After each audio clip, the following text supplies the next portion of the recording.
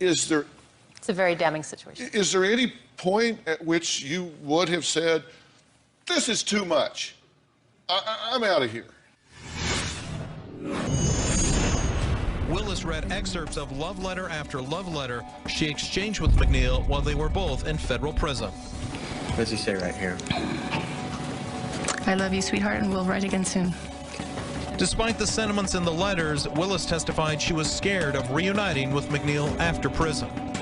And isn't it true that you told investigators that you could not see yourself being with Martin any further, and the idea of being with him terrified you?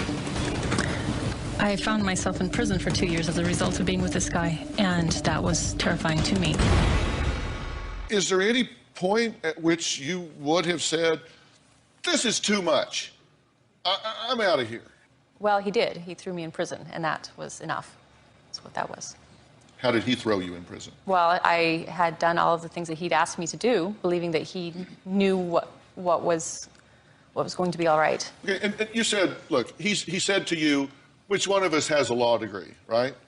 But you don't need a law degree to know that using someone else's identity, using someone else's social security number to evade getting on the radar screen of the government when you now have access to money, or for any other reason. You don't need a law degree to know that that is a crime. I do. I know. So we argued about that. I did question him, and I thought, again, love is blind. I thought he knew best. You cut a deal for some modified immunity to testify against him at trial, correct? Modified immunity. Did you make a deal with the prosecutors? To testify? Yes. The deal that I made with the state of Utah was that when they brought state charges for the same activity that we had done federally, because they're considered separate courts, so they can charge you both ways, rather than doing another state sentence, one of the criteria was that I would be willing to testify against Martin in any legal situations that might come up. At that point, there were no charges filed. Did you testify against him at trial? I did. And what was the most damning thing that you testified about? Our relationship was the damning situation there. Which brings us full circle back to you became motive. That's what they say. The prosecution said when you put pieces of the puzzle together and take a step back, it's easy to see the big picture. Martin's secret life with Gypsy Willis was beginning to intersect with his life with Michelle. He was going to have to make a choice between Michelle or Gypsy. I have a hard time with that, Dr. Phil. I understand. But they used you as motive. They used me as motive, yes. They said you, because he was involved with you, in love with you, yes, he needed to get rid of her. That's and what that was his motive.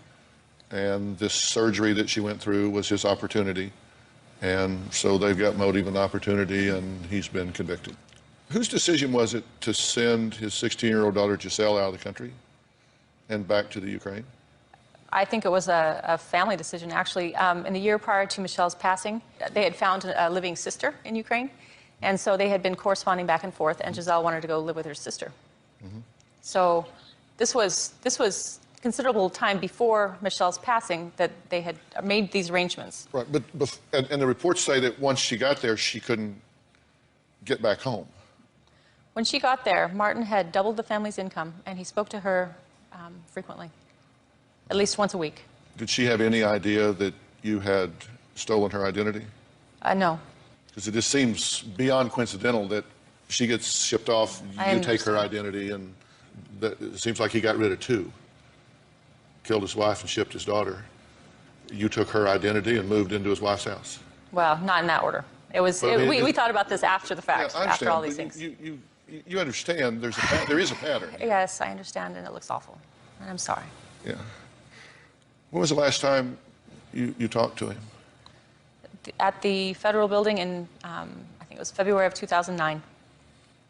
And he said, "I'm so sorry, and I never intended this," and